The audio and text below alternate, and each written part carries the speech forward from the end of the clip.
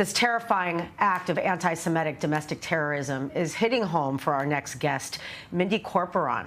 On April 13th, 2014, her 14-year-old son, Reet, and her 69-year-old father, William Corporon, were gunned down in the terror attack at the JCC in Overland Park, Kansas. Reet, who is not Jewish, was on his way for an opportunity of a lifetime, a well-known singing competition, one that he was preparing for many years. We are pleased now to be joined by Mindy Corporon, who is in Florida. Good morning to you. Thank you for being here. Good morning. Thank you so much for having me. You are such an amazing woman, and I remember interviewing you several years ago with the Tree of Life shooting, and now here we are again. We're seeing history repeat itself.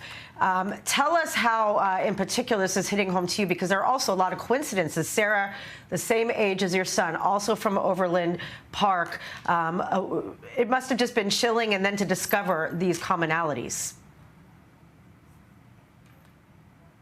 Yes, I mean, of course, it was really heartbreaking to hear that that Sarah and Yaron lost their lives, and unfortunately, I'm not as surprised by it because there's been so much anti-Semitic rhetoric in the United States, and it's horribly unfortunate that the security didn't, take place as it probably should have, and yes, and the coincidences then that we found out after I heard some research and saw that she was 26 years old, and on May 21, the day that they were murdered, my son turned 26 in heaven.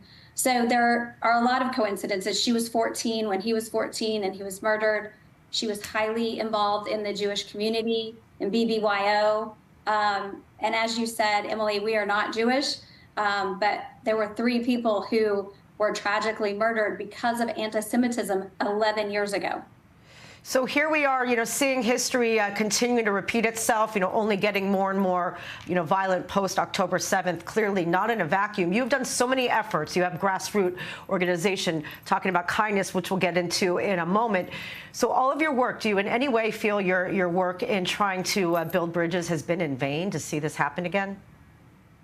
No, I don't feel that it's been in vain, because we have made an impact on so many students. So we have a foundation called 7Days, and our mission is to overcome hate by promoting kindness and understanding through education and dialogue.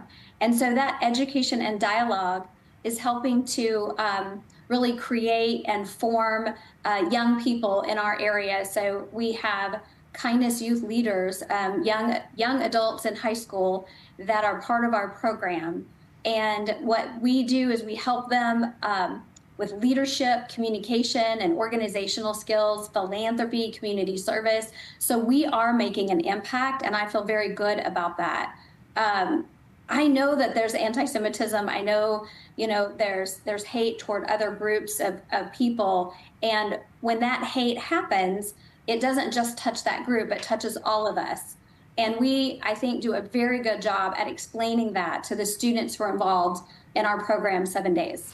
Well, it's really quite incredible, and I know it remains grassroots, but you also wrote a book, Healing a Shattered Soul. You've done so many different things to help heal yourself. Ironically, I know that the man that murdered your son and father actually died in prison of natural causes on that day. Does it give you a sense, of vindication, and a sense that your son, Reet, is still present in a way and trying to find justice in a world that doesn't seem so just?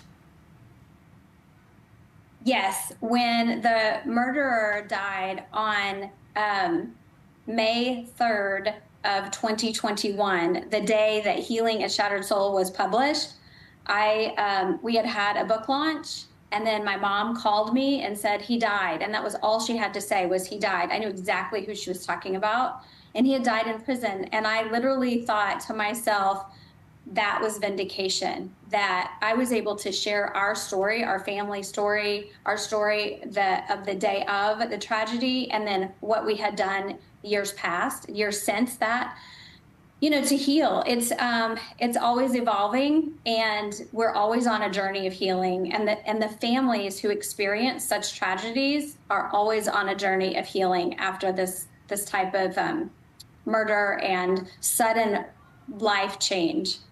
Wow. Mindy, thank you so much, as always, for being a voice of finding compassion and trying to build bridges in spite of the fact that you have had such a major personal loss. Thank you very much. You are a very inspiring woman.